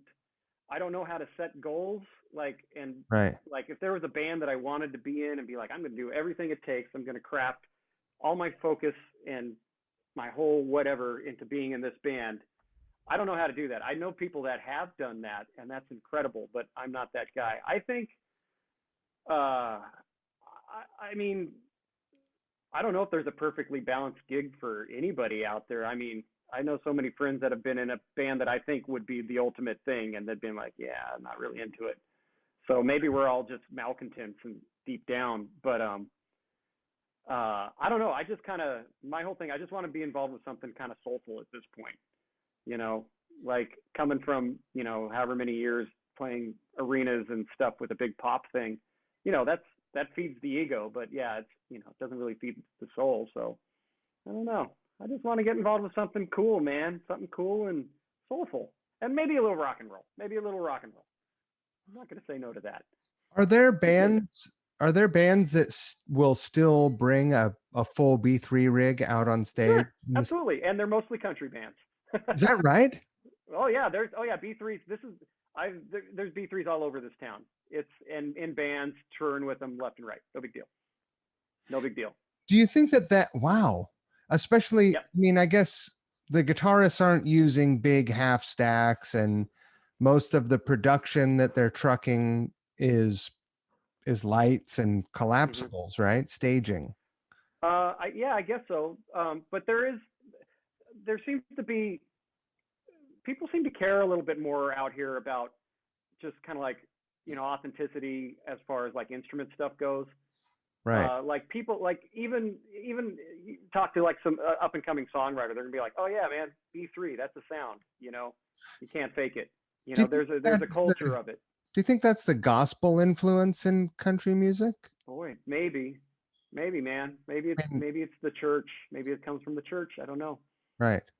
But it's definitely, you hear B3 in modern country music all over the place. Um, and yeah, I think I don't know what it is. Maybe it is come from the church, but Have you started it's a saying beautiful thing. have you started saying y'all yet? I was saying y'all back in Eastern Washington State. Come on, like You were. yeah, I've been redneck for a while. It's just Yeah. down here, yeah, it's I don't Are you know. I think redneck I'm or are you maintaining hick? an even. Yeah, I maintain that I'm a hick, not a redneck. Yeah, I don't know the I don't know. There's too many subgenres at this Right. point. Yeah. So, is this is a permanent move or semi-permanent move? I think I don't know how to move someplace else and not be all in. So yeah, Yeah. gonna call it a permanent thing. I'm pretty For sure. excited to see you in September. I'm going to see you in Hey, about a buddy. month, buddy. I know. I turned something down that weekend so I could hang out with you. Oh, get out of here. No, I didn't pay anything and it was lame. But still, I get to say that I turned something down so I can hang out with you. Yeah. And Mark will be there too. So if Oh, you guys don't fantastic. meet until then, No, that'll be great. oh, I just found a tick on my dog. Oh no. Oh well, they got tick medicine. At this point, let me tell you, if you find a tick on the dog, uh, you just you want to get it and flush it down the toilet because it'll jump off the dog and get on you. Oh, And you live in a part of the well. I've never had to concern myself with ticks. Eastern Washington and California. yeah, And no, Seattle, we didn't have that many ticks. not like they got them here, and they're different ticks. These Yeah. ticks, they'll give you the Lyme. Oh, yeah. No You don't want thanks. to fuck around and get Lyme. Yeah. No, thank you. Yeah. We would either. My dad thought it was you would just get a lighter and burn the tick off on Yeah, a dog. or like put some peanut butter around it. Oh, I've heard Vaseline. Yeah. Yeah, So they back out, they suffocate or something. yeah. I mean, is that real or is that I like don't. like? Seems made up. I think it's made up. I think a lot Yeah. of things that we were told as young people are just made up, grown up bullshits. Yeah. Yeah. They say the internet caused all the disinformation, but like, look at all those the wives' tale and the farmer's almanac stuff. It's like, Right. That's the you put a original. box of kittens under your bed in a full moon, and your corn will grow twice as fast. Is that a thing? It should be. It Yeah. is now. Yeah. Yes. Yeah, it's a thing. That's Box of kittens under your bed on a full moon. that's a thing on the old Bailey farm. Oh, that's how we would grow the sweetest sweet corn you've ever seen, and Yeah. twice as fast as anybody else. That's right. All because of a box of pussies under your bed. Yeah. Oh, that was a bad joke. What kind of podcast did this? I didn't even ask. Is this Lifestyle. Yeah. lifestyle? Okay. Yeah. What what's the craziest thing that you have come to realize about the life you've chosen? And what is the thing that you thought would be the most exciting and was the most mundane? Well, I mean, touring is ultimately pretty mundane, just the majority of the day. Even if you're proactive and you get out and you explore wherever you're at. But I kind of knew that was going to be the deal. I don't know, man. I didn't have any expectations. Like when I left the farm, I was like, man, it should be cool to play piano in a bar. I wonder if I could get a gig playing piano in a bar. I'm serious. Like that was as far as I thought like I could probably take it. I was like, oh, that'd be cool. Play for tips or something. Play piano Right. in a bar or a hotel lobby or a restaurant. Your thought, if I could make $1,000 a month. Oh, it'd be incredible. Yeah. I could have roommates. It'd be fun. But I mean, yeah, any career thing to whatever degree has always been a complete surprise to me. I've never, I just go with the flow and I find myself in over my head all the time. And I don't know, if I like being in over my head and yeah, I don't know, expectations never really had them. Have there been any moments when you were off the road in LA, were you still going to jam sessions at the Baked Potato and other? I wasn't really going to them. I'd be like in the house band for them or something if I went to jam session. I guess that's or right. it'd be an invite thing. Come sit in over here with so and so. Yeah, I mean, were there any remarkable moments where you were like, holy shit, I can't believe I'm playing with the fill in the blank? Oh yeah. Oh, all the time. Like I was playing baked potato gigs with Danny Carey from Tool. And I'm just like, oh, okay. He's like a regular fixture there, right? Yeah, I know. He's just a regular guy. I'm just like, oh yeah, Danny, cool. Hey Danny, what's up? It's like, oh, I never thought I'd just be like kicking it with a guy from Tool or something. What did he do the beat there? No, I never got into any of the Tool stuff. We kept it fusiony. Yeah. I guess. I don't know. But yeah, and like weird things like people I'd find myself being friends with that would be like heroes of mine growing up, and just random things like, oh, I'm just hanging out at a Steve Gadd session. Oh, I didn't think that was going to happen. Oh, I'm over at Michael Landau's house. This is weird.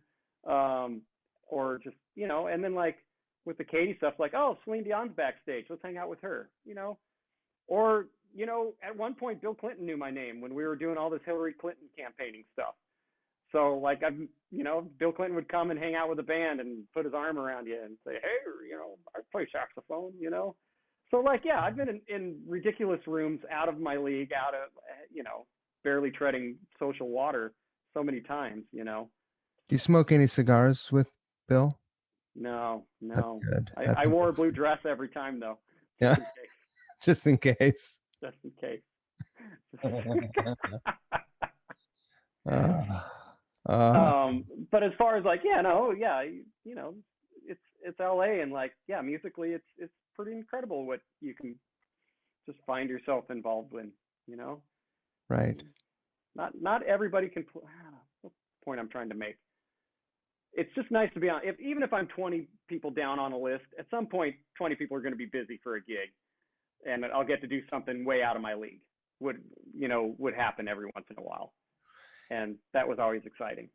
If you, here's a question for you, Okay, yeah. because to me, you're one of the greatest keyboardists on the planet, Well, okay, thank and you. so I'm sure that you look at other players and you're like, holy shit, this person smokes. Oh yeah. Um, how do those lists break down?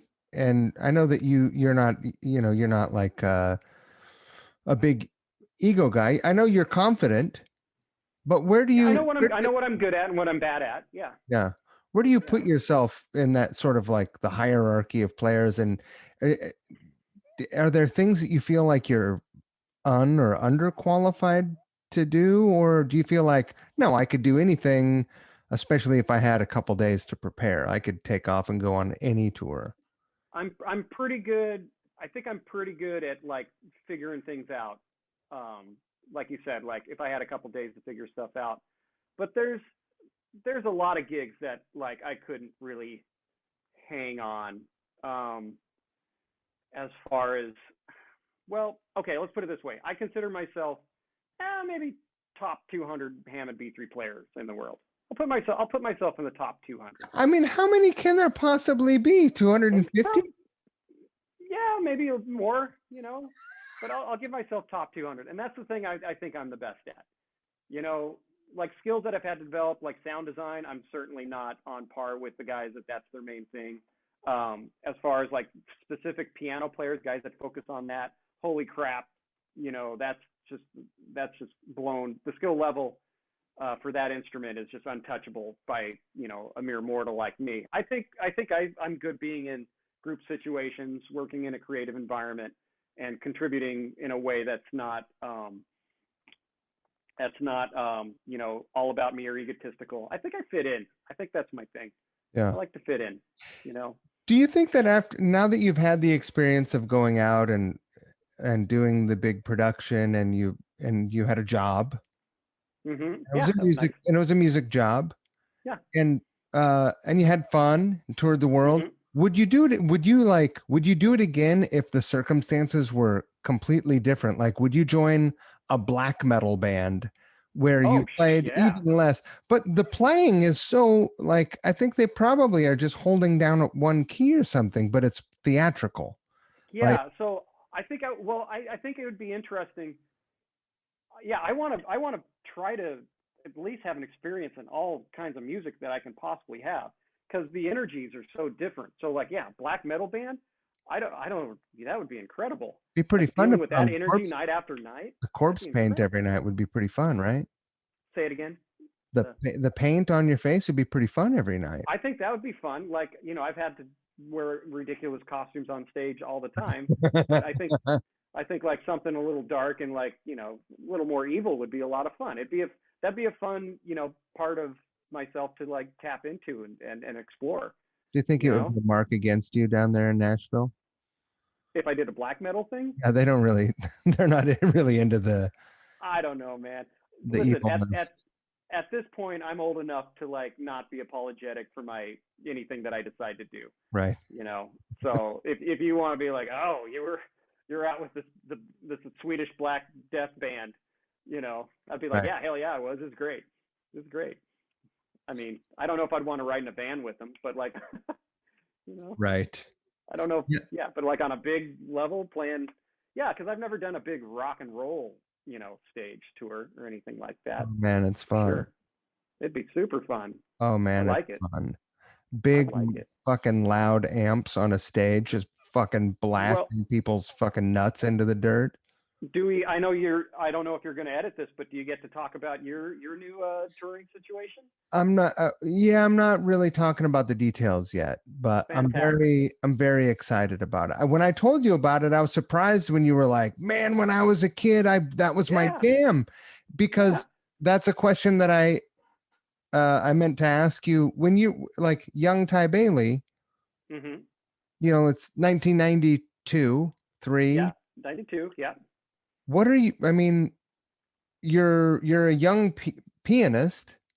Yeah. Yes. What are you listening to? Yeah. So what the hell was I doing? Well, okay. So yeah. So formative years. I mean, it was we had there was kind of a record store in town, um, but it wasn't boutiquey or anything. Like whatever was on the radio, major popular radio, I listened to. Always listen to the oldies stuff, classic rock. The jazz, NPR jazz on Sundays, Celtic music on Sundays. Whatever the radio was pumping out. But when I'd finally start buying CDs, yeah, there was Metallica and Queensryche and Michael Jackson, Huey Lewis and the News. It's just all over the thing. I was all Right. over the map. I didn't have a clique of musicians. I didn't know any other musicians or people that really were into music outside of country music.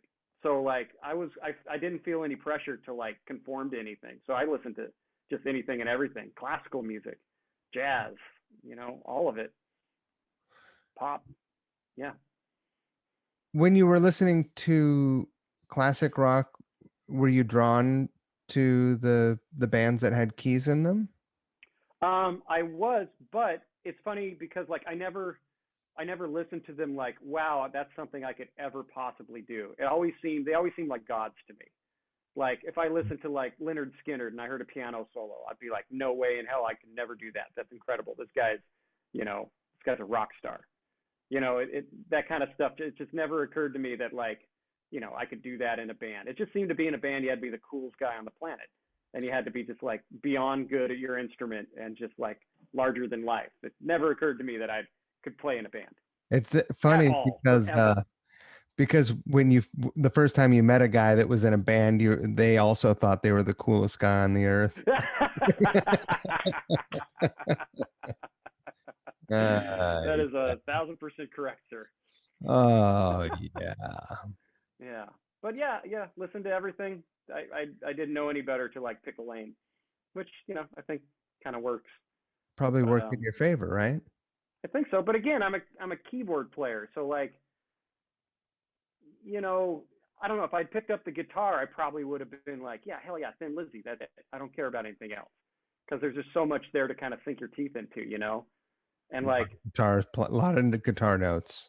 yeah, but if I listen to um Pink Floyd, it's I don't have any of those keyboards. I can't make those sounds. I had a piano on a farm. I don't know what is this sound. It sounds like it's an alien sound coming from the Right. moon. So it never registered in my head that I could ever be a part of anything cool like that. You know, little did we know. Little Little did we did we know. know. You could always join a band, start a band. You could always do it. I, Yeah, I I love didn't it. play with another musician until I was 18. I fucking love your story because Oh, thanks, man. I don't think I knew until last summer that you were a farm kid, Oh yeah, and I didn't know until tonight a lot of stuff. yeah. I didn't know this was going to be all about me. I would have thought about myself a little more before coming in here, but this has been Uh, delightful. uh Do we no, get to flip this around? Because I want to know more about you too. uh, Come on. it's boring. The people that are still here have heard enough about me. Well, okay. There's not much to tell here. Mm-hmm. I've got a couple of dogs and a wonderful Oh, wife. yeah. Yep, you do. Farty tick dog. Used to smoke crack. Hey, Oh, really? yeah, are you kidding? You know what? I knew you're into some shit, but that's pretty neat. Members of my family very well may have shown up. Now, let me ask you this. Okay. Did you guys ever have issues out there? I know that in Eastern Washington, there are certain fertilizers that are Uh-huh. siloed, Mhm. um, which tweakers will steal. And Oh. you can use this chemical fertilizer Uh-huh. to as a component to make meth. Okay. That's some Breaking Bad shit right there. Yeah. No, for real, We yeah. yeah. We never ran into that. I don't think I mean, every other trailer house that burned down back home was a meth house. Yeah. Um, but we never had any, we get things stolen off our farm left and right. Tractor batteries, copper wiring, Yeah. you name it. Like people would steal stuff. But like, I don't think we ever had any fertilizer stolen. I swear it was for that there was something that was siloed that and I can't Yeah, imagine what was siloed that was non-organic that right. Yeah. When I think of siloed, I think of grain and seed and or stuff like that. maybe they were just large, I just it's also hard Deposits. when you're hearing stories from someone that's on meth, it's also sometimes hard to follow the story. I don't know Yeah. if you've spent much time, I've but spent a little time around yes, the people meth folk. yeah, Yeah. The people that rock. meth actors. Meth method actors. But one of my uncles famously used to go. Maybe he only made it as far as Yakima. Mhm. Um, That's far enough if you want you want to do meth thing? toilet drugs. Yeah. Yeah. Yeah, that's where they're at. I appreciate that we have a kindred, history with, hillbilliness. Oh yeah. Yeah. I Yeah. mean, I can't say I think the most out stuff, drinking, smoking dope, whatever. I mean, but like, in shop class there was some like PVC glue huffing. That was a thing to do. But I that's about stole as hard. I That's about stole as a hardcore as it flask got. from Yeah. I was on detention in chemistry class and Uh-huh. I stole a flask and made a bong out of it. I used a Sure. I used a radiator drainage thing and I Sure. glued it all together and I did what I didn't consider is that when you put fire through when you heated it up I was going to end up smoking some of the plastic. So it really like the Yeah. first couple times it was fine, but then I got pretty messed up, and I was like, "Oh, I can't smoke through this thing anymore." And that was the begin. I mean, that was the beginning and the end of my smoking apparatus manufacturing career. We would use just like a beer can, crunch it Sure. up, poke holes in it, and we're like, hey, maybe burning molten aluminum in our lungs is a bad idea. So then we started carving bongs out of apples. Apple is a That great helped. way to go. Apples are great. It's got a Yeah, nice taste to it, also. totally, absolutely. It's Yeah, really pleasant. I'm surprised. Now that marijuana's getting legalized, people haven't been tapping into kind of the fruity different fruits for to smoke it out of, When I first moved to the Pike Place Market, when I first moved to Seattle, I worked at a cemetery, but then my second job was at the Pike Place Market at a produce stand.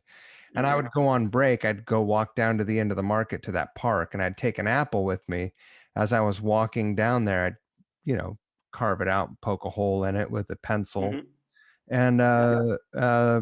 smoke some weed down there. And then as I was walking back, I would eat the apple. It was great. Yeah. Yeah. It's one. Fantastic. It's a Yeah. sustainable model. It is. Oh, we should all be so eco-conscious. The world would be a better place. It's. Let me ask you this: is your lady out on a flight? Right? What do you call it? No, yeah, a flight, an airplane flight. Yeah. Yeah. No, she's home right now. She got home last night. Oh, good. So yeah. So she's chilling. Yeah, she's got a few days off, but she's working her butt off. Yeah. Flying is back and it's weird. I don't know if you've Yeah. been on a plane lately, but I haven't. My wife's been on one. yeah. Um, but she flies fancy Yeah. because she's done a lot of flying, so she can like get the upgrades pretty Oh, good easily. for her. Not me. I'm more of a knuckle dragger, and I haven't done a lot Yeah. of traveling. Yeah. I'm a back of the bus kind of guy. Closer to the bathroom, the better, please. Right. Yeah. Yeah. I want to be all the way in the back so my seat doesn't even tilt back. And maximum discomfort. That's great. Maximum discomfort. Yeah. I don't want to start enjoying this. Yeah, right. Then you're going to end Yeah. up doing it a lot. Yeah. Take one for the Yeah. team, Ty. Yeah. Ty, Hmm. will you do me a favor? Absolutely, sir. Will you send me the date of that Nashville debut? Absolutely. I'll You text could it at you. text it to me. I'd like to be Hmm. able to plug that up at the top of the intro to the Oh, that'd be episode. delightful.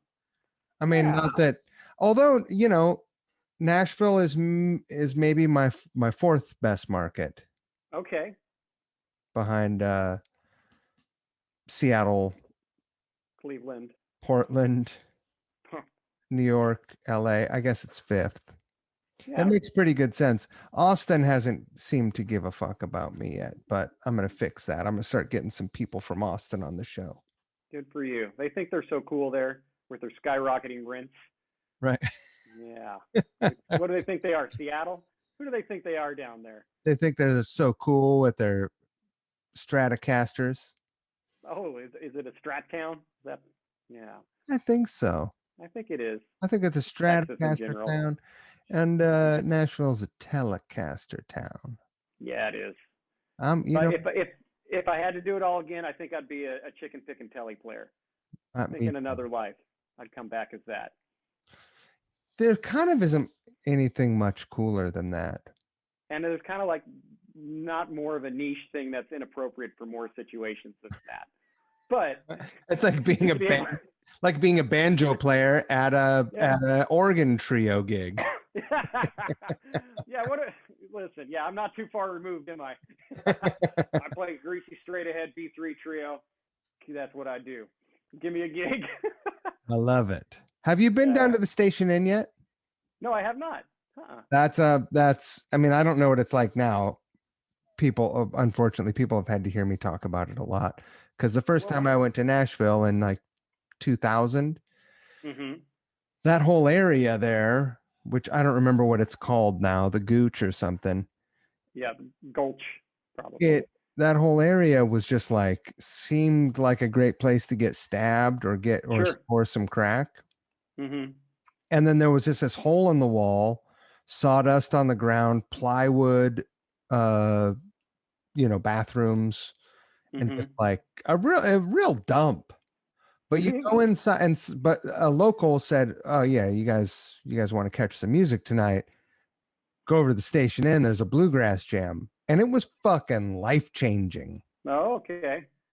like Yeah.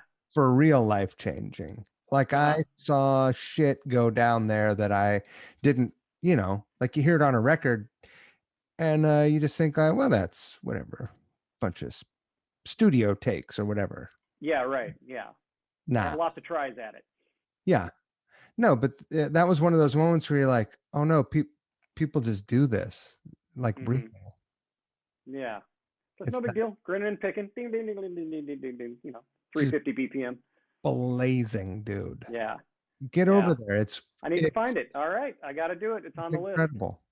Yeah. I've Last time I was in Nashville, I saw a Mhm. sign that said Station Inn when I was I was like looking for this fancy coffee shop that was next Mhm. to a fancy boot store.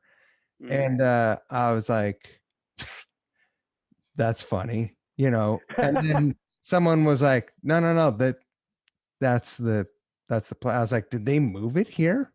They're like, Yeah. no, no, it's been here forever. It's just built So up they just, around it. yeah. And they said it's Yeah. still dumping stuff. Nashville's blowing up. There's new construction left and right, and it's pretty weird. Yeah. Yeah. But there's still funky, weird old Nashville here. It's just kind of surrounded by you know Right. the other stuff. I have 110% confidence that you're gonna crush it there Well, because thanks, buddy. Appreciate because that. because you're wonderful, because you're great. Thanks you. Well, back at you, sir. I think you're just the tops. And it's been just delightful for you having me on here and talk at me. Let me talk at you. It was great. I'm happy I finally talked you into coming and hanging out with me. Oh man, this is great. Yeah, and we get to do it in person in not too long. What are we going to talk about? No, we covered it. We're just gonna we'll tell some accordion jokes and be like, "All right, great to see you." Yeah. Well, cool. Yeah. Do we have any accordion jokes that we can close with? There's the how do you get an accordion player off your porch? Oh, I mean that works for a drummer too, right? Pay him for the pizza. Right. Yeah. There's the I guess now it's not just pizza. You pay him for the Grubhub. Yeah, your Uber Eats or whatever is in vogue at the moment. I don't know. There's the guy gets done with the gig, goes home, leaves his accordion out in his car, sits down. Oh crap! Runs back out and the window's broken, and now there's 2 accordions in there. I told you the New Year's Eve one, right? What's the New Year's Eve one? Like the accordionist, accordion soloist. He gets this gig. It's a great gig at a bar. It goes off fucking amazingly, and the bar owner at the end of the night, he's like, "Holy shit, that was incredible! This is the best New Year's we've had. Everyone had such a great time. Can I please book you next year for New Year's Eve again?" And he's like, "Sure, man. Do you mind if I just leave my accordion here?" Hey, yo. See you next year. And that concludes all the accordion jokes. Well, we hit the what is it, a hat trick there, 3 in a row, all quality. Boom. Well, all right. You're going to need to get an accordion because you're dangerously close. I mean, you're closer than ever before now to New Orleans. So you just dude, like the more I think about that, the more excited I get. I can pop down to New Orleans at any point and hang in New Orleans, and that's really exciting to me. They're not fucking around down there. They'll bring an accordion and a trombone and like a snare drum, and it's a party. They'll march down the street with it. They'll just get up and walk down the street playing music. What are they doing? Great. Yeah, it's pretty cool. I'm excited. Music is fun. It's the best. I'm glad you agree. Ty, I love you. You're the best. Oh, Mike, you too. Back at you, man. Hugs Send me some pictures of yourself that I can use and manipulate to make some posters. Yeah, absolutely. You do it? Absolutely, I will. Yeah, I will. Wonderful. Yeah. Pictures, fantastic. Okay, I never got introduced to the dog. What's her name? Oh, his. Yeah, I mean, if I'd have picked him up like that, yeah, there he is. That's Mr. Big. Hey, Mr. Big. Oh, fantastic. Hey, Mr. Big. Biggie. Mr. Big farts. Watch this. Mr. Big, who's the biggest dog? Huh? Who's the biggest dog? Oh, it's you, isn't it? You're so big. Oh. You're so big. That's adorable. You're so in charge. He really is. He kind of runs it. He seems very sweet right now because he likes to have his belly rubbed. But he's a fucking terror when you get him on a leash outside. He runs the neighborhood, or he thinks he does. Oh, boy. Yeah, I bet he does. He yells at everyone. Hey, you. Hey. Squirrels. Hey, you motherfucker, get off my grass.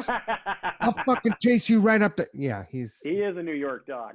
That's fantastic. Basically, yeah.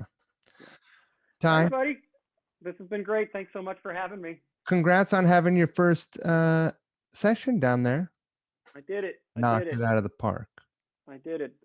Somewhat of a professional career continues somewhat. Limping ahead.